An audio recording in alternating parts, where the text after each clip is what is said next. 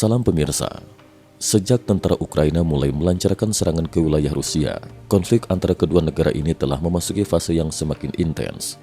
Setiap serangan kini direspon dengan balasan yang lebih dahsyat, menandakan eskalasi yang terus meningkat dalam perang Rusia-Ukraina.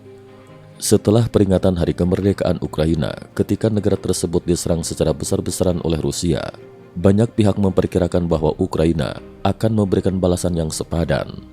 Prediksi ini terbukti benar ketika Ukraina melancarkan serangan udara terbesar ke Moskow sejak dimulainya perang. Pada dini hari tanggal 1 September 2024, atau lebih tepatnya pada malam 31 Agustus hingga pagi 1 September 2024, tentara Ukraina mengirim sekitar 160 drone serang untuk melakukan serangan udara besar-besaran di 15 wilayah Rusia, termasuk Moskow. Media resmi Rusia mengklaim bahwa pasukan mereka berhasil menembak jatuh 158 drone Ukraina. Meski begitu, Rusia mengklaim serangan tersebut tidak menimbulkan korban jiwa, tidak menyebabkan kebakaran dan tidak memengaruhi pasokan listrik. Namun propaganda resmi ini menimbulkan keraguan, dengan banyak yang mempertanyakan apakah informasi yang disampaikan benar adanya atau sekadar upaya menutupi kerugian sebenarnya. Fakta di lapangan menunjukkan realitas yang berbeda. Video yang direkam oleh warga Moskow menunjukkan drone Ukraina berhasil memasuki wilayah Moskow tanpa hambatan dan melakukan pengeboman di kilang minyak Moskow.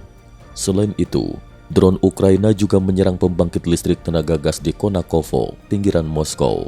Serangan ini terutama menargetkan kilang minyak dan pembangkit listrik di sekitar Moskow.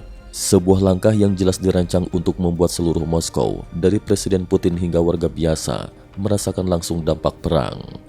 Dampak dari serangan ini sangat signifikan.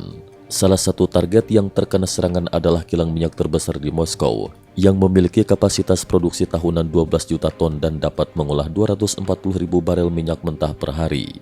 Kilang ini terletak hanya 15 km dari Kremlin, di dalam kota Moskow. Sebelum menyerang kilang ini, pada sekitar pukul 3 dini hari, drone Ukraina sudah lebih dulu menyerang dua pembangkit listrik di pinggiran barat laut dan selatan Moskow. Selain itu, drone Ukraina juga merusak pembangkit listrik terbesar di wilayah tengah Rusia, sebuah pembangkit listrik di Tver yang merupakan salah satu yang terbesar di negara tersebut. Meskipun kerusakan pada pembangkit listrik dan kilang minyak ini menimbulkan kerugian besar, dampak yang lebih mengkhawatirkan adalah kegagalan sistem pertahanan udara Rusia. Serangan drone Ukraina ini berhasil menembus jaringan pertahanan udara yang diklaim sebagai salah satu yang paling ketat di dunia. Sistem pertahanan udara di sekitar Moskow yang terdiri dari setidaknya 22 sistem S-300 atau S-400 dan 2 sistem S-500 terbaru, serta sistem pertahanan jarak menengah dan pendek lainnya, tampaknya tidak berfungsi sebagaimana mestinya.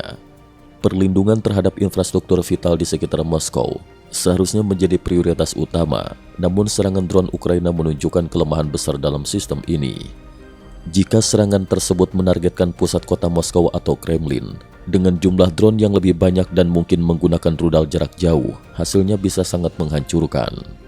Sementara itu, di medan perang lainnya, pasukan Rusia terus menyerang wilayah Pokrovsk di Ukraina yang dikenal sebagai Desa Tentara Merah dengan kekuatan ribuan tentara. Pasukan pertahanan Ukraina berada dalam situasi yang sangat sulit, dengan laporan dari Kementerian Pertahanan Inggris yang menyatakan bahwa pasukan Rusia kini berjarak kurang dari 10 km dari Pokrovsk.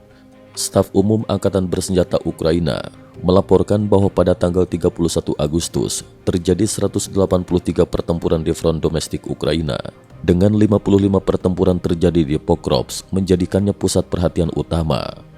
Pertempuran ini sangat sengit, dengan Brigade ke-59 Angkatan Bersenjata Ukraina berhasil menghentikan serangan dari 16 kendaraan lapis baja Rusia, menghancurkan 12 di antaranya, dan memaksa pasukan Rusia mundur. Laporan kerugian dari pihak Rusia juga mengonfirmasi tewasnya 93 tentara dalam pertempuran tersebut.